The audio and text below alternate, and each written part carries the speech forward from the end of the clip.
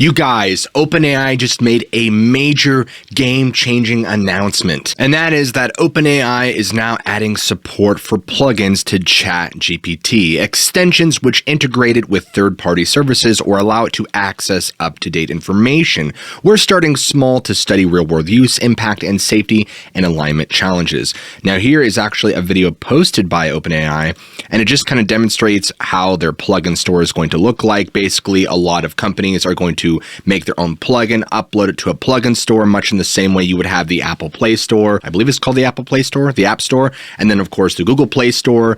And those will all allow a variety of different functionality within Chatgpt. I mean, look at this. What is the current distance from the Earth to Jupiter? And so the real amazing impact of this specifically is that Chatgpt will now be able to actually utilize the internet and pull data from, much the same way that Bing Chat does, but in a much more cohesive, competent way, because, you know, a lot of us are pretty unhappy with how Bing Chat is. So hopefully this will rectify a lot of the issues that a lot of us have with Bing. In fact, in a recent article by Mashable.com, they even talked about OpenAI's announcement that was back on Thursday, and they told the world that Chatgpt will soon have eyes and ears. Plugins are about to be rolled out, and with them will come a radical expansion of Chatgpt's capabilities. Now, I want you guys to understand something, that this is the beginning of something incredible, because with a bunch of different companies able to generate plugins, it will allow an infinite number of incredible uses that Chatgpt can now do while pulling data from the web. OpenAI will soon have proprietary plugins, and there will also be third-party plugins. If this doesn't sound exciting, here's an example. Chatgpt sucks at math because its brain is just a language model.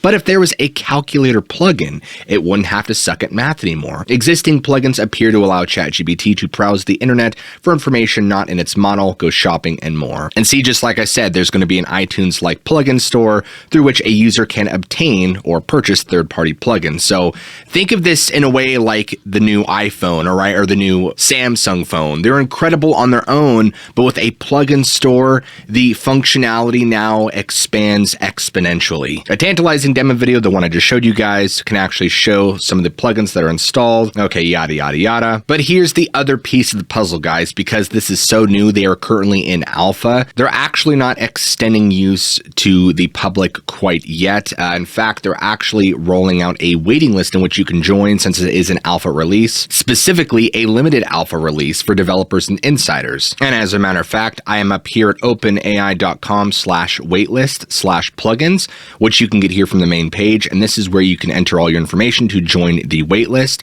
I've joined the waitlist, but I still don't have access yet, and I've joined since Thursday, since they made this initial announcement. On the same page that we were looking at, here is an individual, I don't know this gentleman's name, but he was showing how with Chatgpt plugin, you can actually build your own Python application, which again, guys, is incredibly powerful.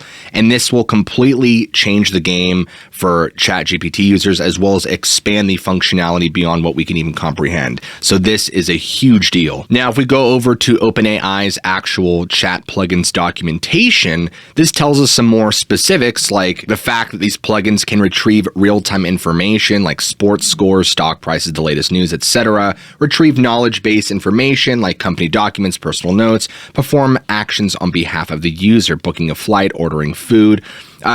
To me, I think one of the most exciting things about this is not just the ability to be able to retrieve real-time information, but to be able to make our own plugins that can do very specific things. So imagine how with like Chatgpt, or excuse me, GPT-3, you can train your own model. Well, a plugin is basically a way in which you can train GPT-4 to do very specific tasks for very specific functions. And in fact, they even give you very specific documentation to build your own plugin. They then tell you here that you got to register your plugin at Chatgpt UI, users activate your plugin, users begin a conversation. It's really that easy. Now, I'm not a coder, so this is a little bit of left field for me, but if you're wanting to do this, this is right up your alley. And in another article by Computer World, there was a blog post by OpenAI that talked about rolling rolling out plugins in ChatGPT. And the reason that they want to have a limited alpha release is so that they could study their real world use, impact, and safety and alignment challenges, all of which we'll have to get right in order to achieve our mission. And kind of like in the example we watched, I'm looking for vegan food in San Francisco this weekend. Can you offer me a great restaurant suggestion for this Saturday? And also simple meal recipes for Sunday, just the ingredients. Please calculate the calories for the recipe using Wolfram Alpha. So to me, that's amazing that you could actually tell it to use a specific plugin that's currently installed to perform X action. So that's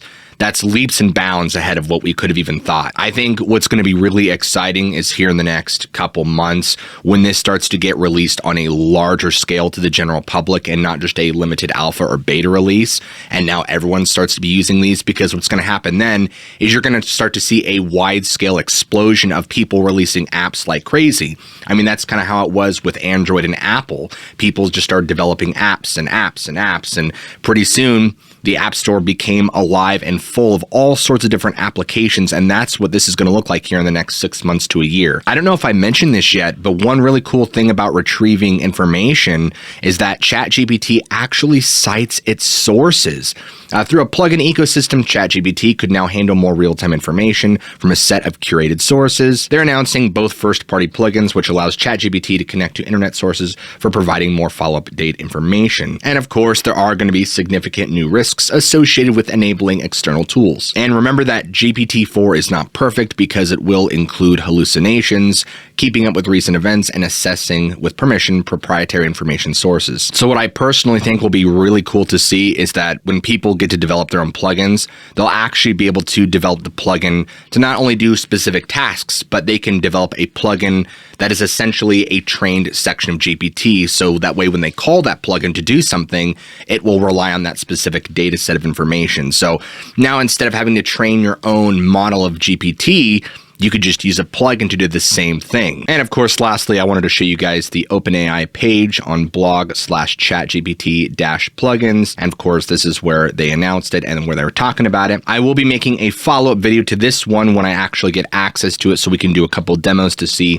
how amazing this is. But in the meantime, I just wanted to share this amazing announcement with all of you beautiful people. And you guys should be really getting excited, because the future is going to explode with all sorts of amazing functionality that ChatGPT can bring us. So with that said, I will see you guys all in the very next video.